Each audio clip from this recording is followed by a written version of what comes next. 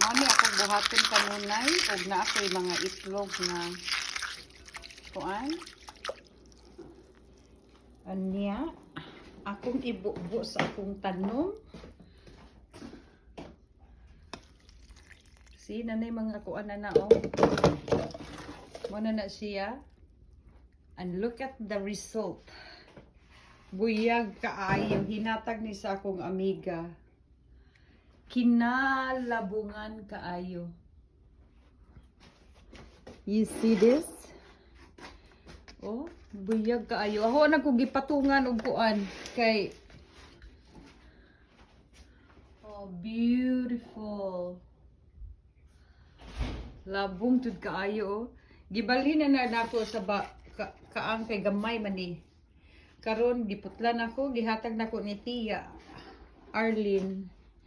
Tanawa oh. Shoo, beautiful. Okay, kinsay mga yugsaha diha.